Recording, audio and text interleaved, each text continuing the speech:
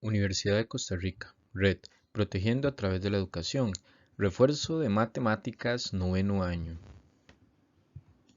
En esta sesión trataremos de abarcar los siguientes temas: radicales y prefijos del Sistema Internacional de Medidas. Radicales. ¿Qué son los radicales? Veamos el ejemplo que tenemos aquí a la izquierda.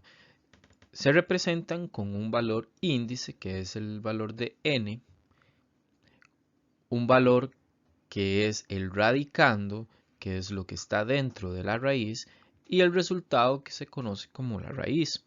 Entonces, un radical es una expresión de la forma que vimos anteriormente, que está acá, en la que n es un elemento de los números naturales. ¿Cuáles son los números naturales? 1, 2, 3, 4, todos estos números.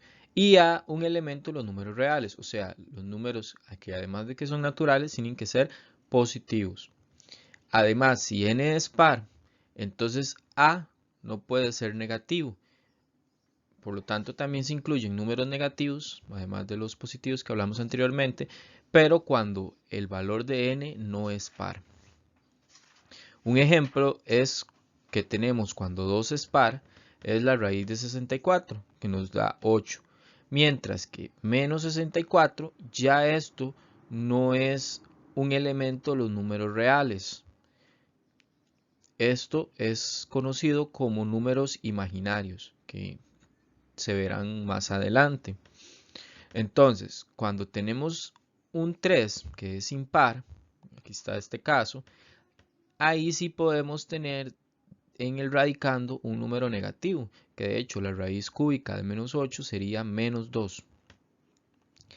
Y está definido el menos 2 para como si fuese un número real. Entonces, una de las características que tienen los radicandos es que los podemos expresar en forma de potencia.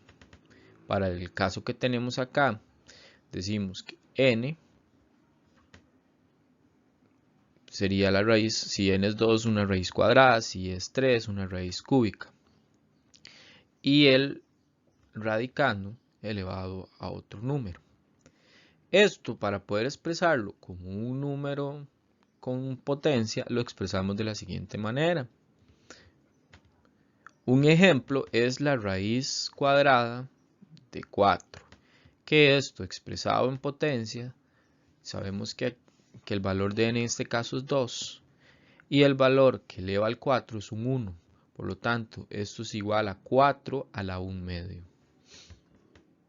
Entonces, otro ejemplo, si tenemos la raíz cuadrada, la raíz cúbica, perdón, de x, esto lo podemos expresar como un x elevado a la 1 tercio, ¿verdad? Por el 1 que tenemos de exponente a la x. Otro ejemplo, si tenemos la raíz cúbica de x a la 4, entonces tenemos x elevado a la 4 tercios. De acá podemos ver que si yo tengo la raíz cuadrada de un número elevado al cuadrado, es lo mismo que tener el x, que en este caso nuestro x sería el 2. Es lo mismo que tener un 2 elevado a la 2 sobre 2. Por lo tanto, 2 sobre 2 es 1 y esto me da 2. Entonces, cuando tenemos una raíz con un número al cuadrado, es como si no existiese la raíz, que es equivalente a decir que el 2 sale de la raíz.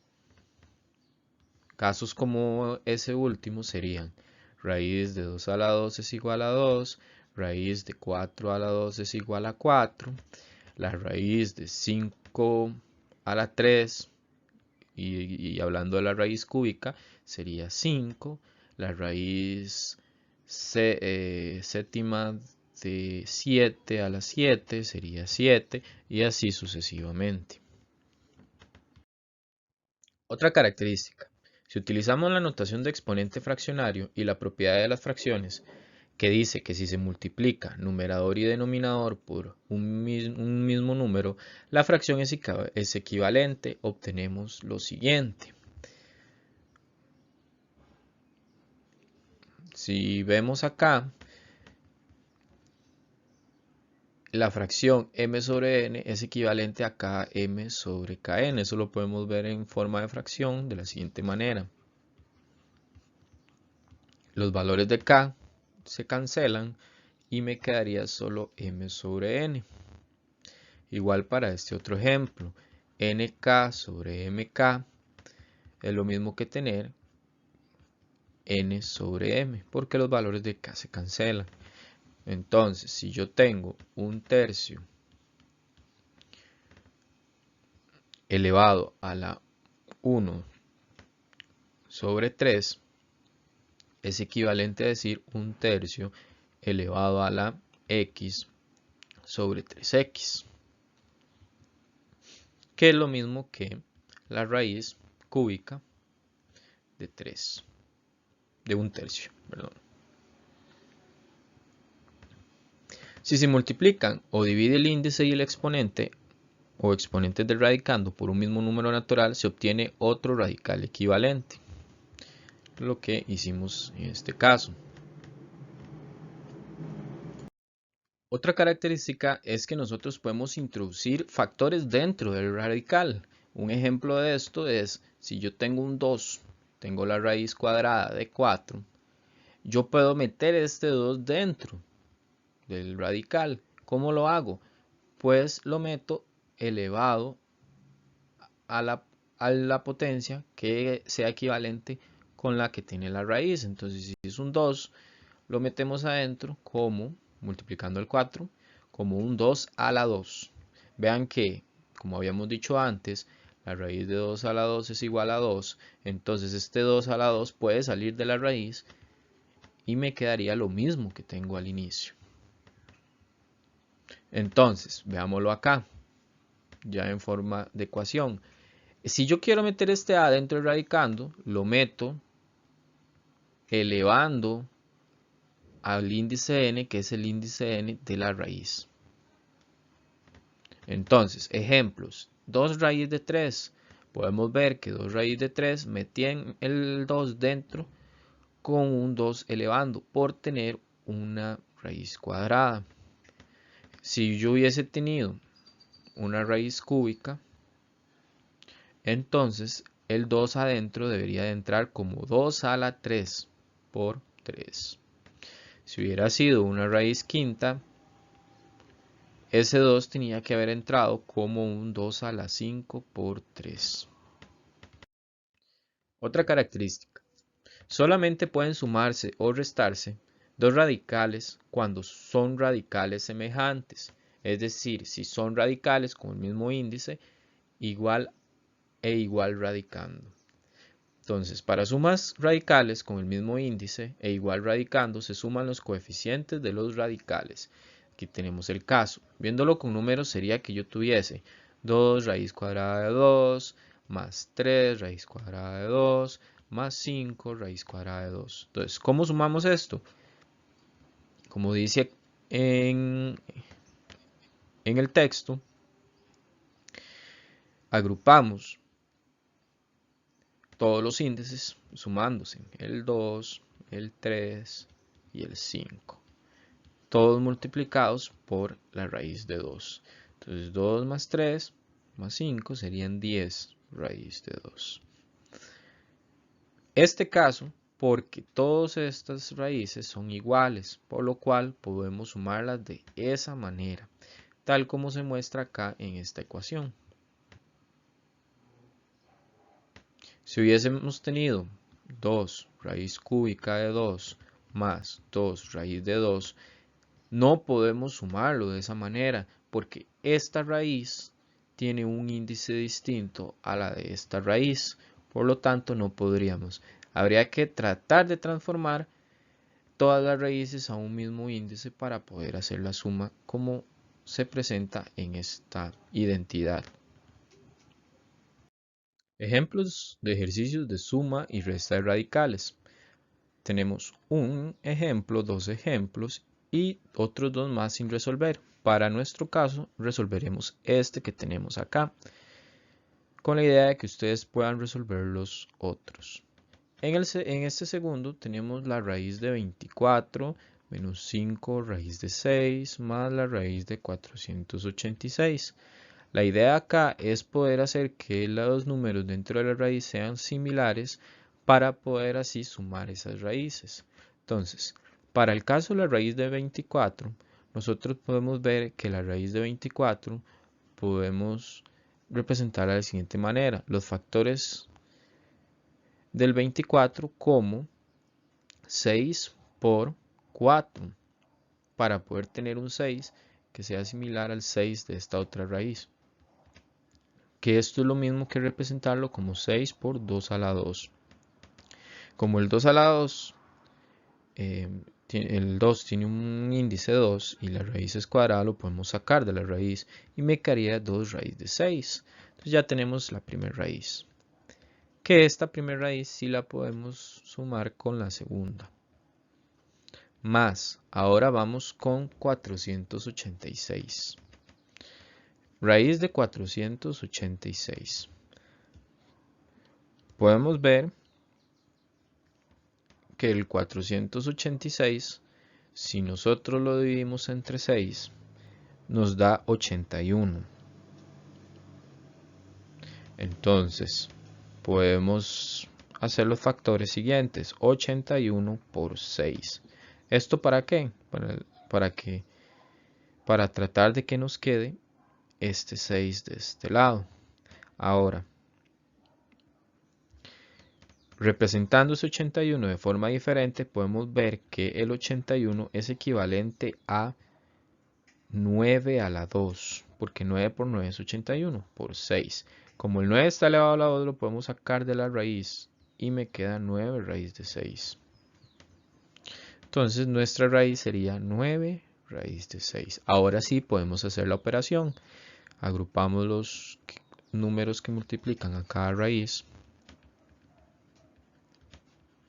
que esto se le llama también sacar a factor común la raíz, y sumamos acá 2 menos 5 más 9. Nos daría 2 menos 5 más 9, 6. Raíz de 6. Y de esta forma obtendría el resultado. Un procedimiento similar se debería hacer para el caso 1, para el caso 3 que tenemos acá y el caso 4. Que esto les quedará de tarea tratar de hacer. Cualquier consulta pueden hacerla ya sea en los comentarios, por si tienen alguna duda en el procedimiento. Ok, vamos a ver ahora lo que son prefijos del Sistema Internacional de Medida. Los prefijos del Sistema Internacional se utilizan para nombrar a los múltiplos y submúltiplos de cualquier unidad del Sistema Internacional, ya sean unidades básicas o derivadas. Estos prefijos se anteponen al nombre de la unidad para indicar el múltiplo o submúltiplo decimal de la misma. Del mismo modo, los símbolos de los prefijos se anteponen a los símbolos de las unidades. Los prefijos pertenecen entonces al Sistema Internacional. Estos prefijos los va a fijar una Oficina Internacional de Pesas y Medidas, que acá tenemos el nombre de esa oficina. Entonces, ¿para qué es importante esos prefijos? Bueno, nos van a permitir a nosotros poder tener diferentes medidas y que esas medidas sean universales independientemente del lugar que estemos, ¿verdad? Entonces, lo más conocido es nuestra regla, que de un lado muchas veces trae medidas en centímetros, milímetros y lo que le llamamos de este lado pulgadas. Eso es lo más usado a nivel de sociedad, que son las reglas. Ahora, veamos algunos ejemplos de prefijos del Sistema Internacional del SI. Tenemos lo que son los prefijos hexa, peta, tera, giga, mega, kilo, hecto, deca, deci, centi, mili, micro, nano, pico, femto y atto. Cada uno va a anteceder a la medida que queremos hacer. Un ejemplo, si vamos a medir longitud, que son la longitud la unidad de medida son los metros, podemos expresarlos como prefijos de la siguiente manera: kilómetros, centímetros. Y eso es lo que normalmente usamos: kilómetros, centímetros y así sucesivamente. Si en vez de medir una longitud vamos a medir el tiempo, podemos usarlo de la siguiente manera: milisegundos,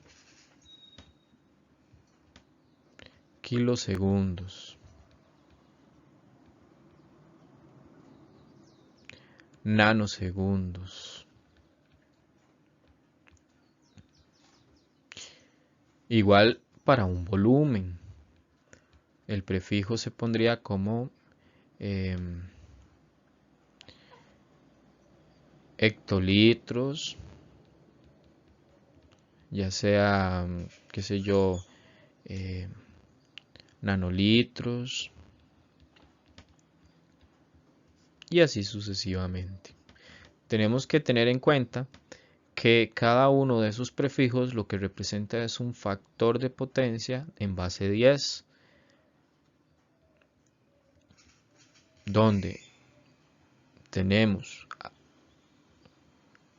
prefijos que agregan ceros a la derecha, que son los que están en esta columna, y prefijos que corren la coma hacia la izquierda, que están en esta otra columna. Recordemos que 10 a la 18 es un factor que lo que me trata a mí de disminuir un número muy grande en uno pequeño. Un ejemplo de esto: 10 a la 1 sería 10, 100, agregamos un 0, que es lo mismo que decir 1,0 por 10 a la 1, que sería 10.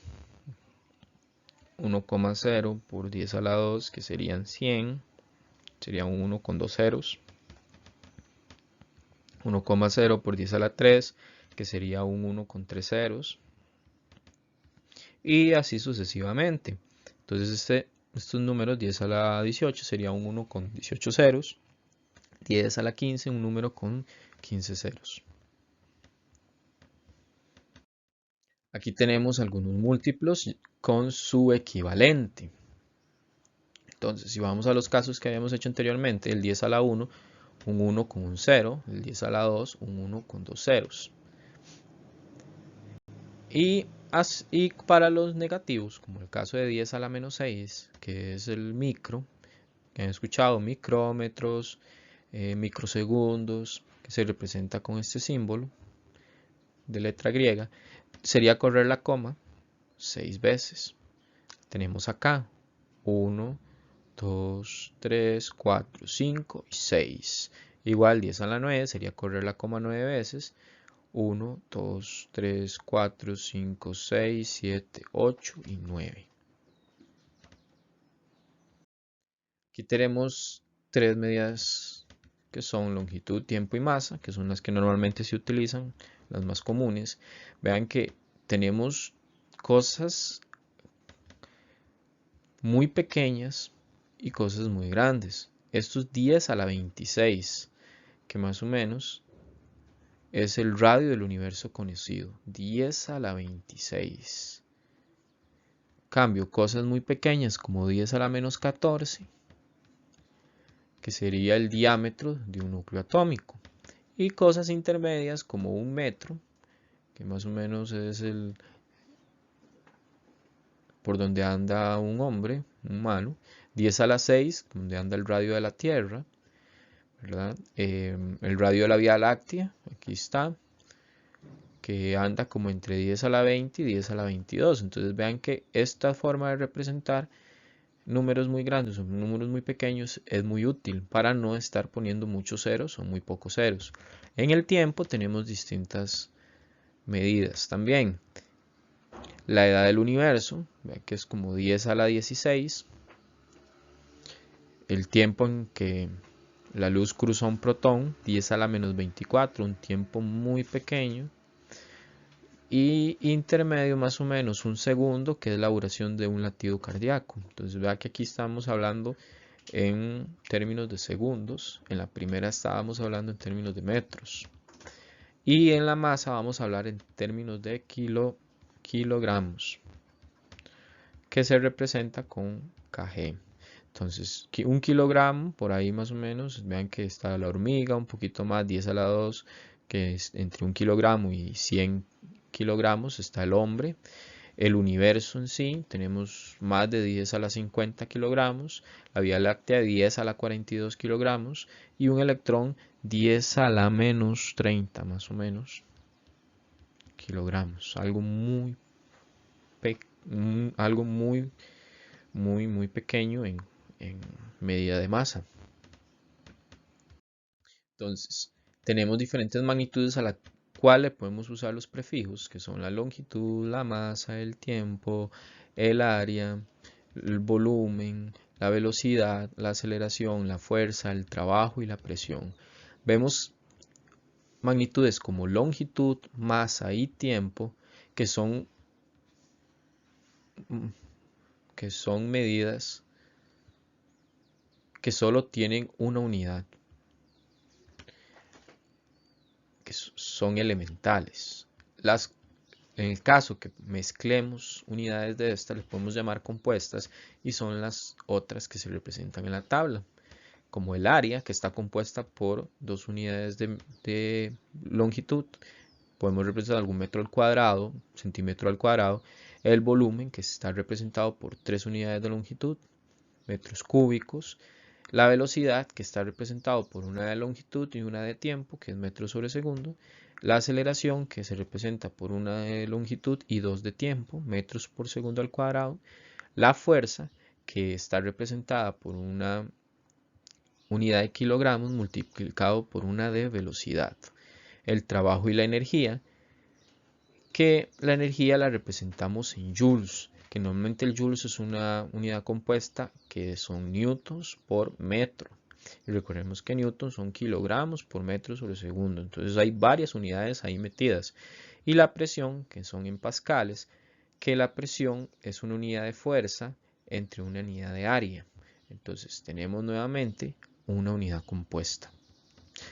Aún así podemos usar prefijos. Un ejemplo para la fuerza, que la fuerza está dada en newtons, tenemos los kilonewtons, los micronewtons, que son fuerzas pequeñas, y kilonewtons son fuerzas más grandes. Para el caso de la energía, podemos representarla como kilojoules, que es muy común encontrarlo en los alimentos, la energía como kilojoules. O en el caso del volumen, que podemos representarlo como centímetros cúbicos o metros cúbicos.